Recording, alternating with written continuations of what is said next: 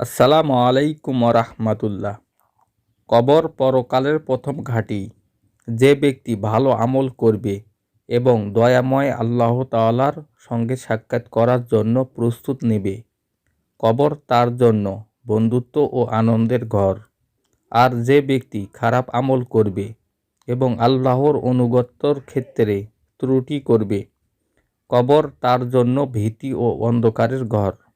নবী করিম সাল্লাল্লাহু আলাইহি ওয়াসাল্লাম ইরশাদ করেছেন, কবর পরকালের প্রথম ঘাঁটি। কেউ যদি এখন থেকে মুক্তি পায়, তাহলে পরবর্তী ঘাঁটিগুলো তার জন্য সহজ হবে। আর যদি কেউ কবর থেকে মুক্তি না পায়, তাহলে পরবর্তী ঘাঁটিগুলো তার জন্য আরও কঠিন হবে। কোনো ব্যক্তি যখন মারা যায়, তখন সে বরজকে প্রবেশ করে এবং পুনরুত্থান পর্যন্ত সেখানে থাকবে। ইরশাদ হয়েছে, এরপর যখন তাদের কারো মৃত্যু আসবে, তখন সে বলবে, হে আমার রব, আমাকে ফিরিয়ে দাও, যাতে আমি যেগুলো রেখে এসেছি সেগুলোর ব্যাপারে নেক আমল করতে পারি।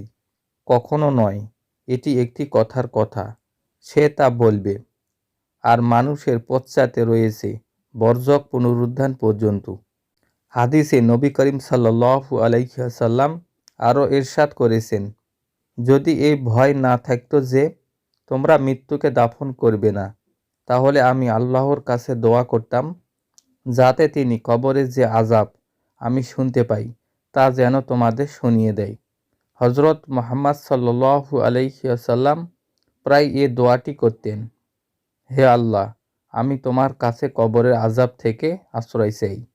এসব হাদিস থেকে কবরের আযাবের সত্যতা প্রমাণিত হয়।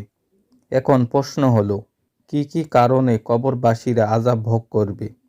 এ প্রশ্নের জবাব সংক্ষিপ্ত ও বিস্তারিত দুইভাবে বলা যায়। সংক্ষেপে বললে, আল্লাহকে না চেনা, তার আদেশ অমান্য করা এবং গুনাহের কাজে লিপ্ত হওয়া কবরের আযাবের অন্যতম কারণ। আর বিস্তারিতভাবে বলতে গেলে বলা যায়, হযরত মুহাম্মদ সাল্লাল্লাহু আলাইহি ওয়াসাল্লাম নিম্নোক্ত লোকদের সম্পর্কে কবরের আযাব ভোগের কথা বলেছেন।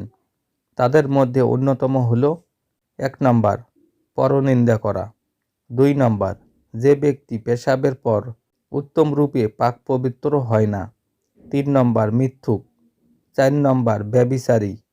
5 নম্বর, সুদখোর। এছাড়া অনেকের কথা রাসূল করিম সাল্লাল্লাহু আলাইহি ওয়াসাল্লাম উল্লেখ করেছেন। আল্লাহ তাআলা আমাদেরকে কবরের আযাব থেকে রক্ষা করুন।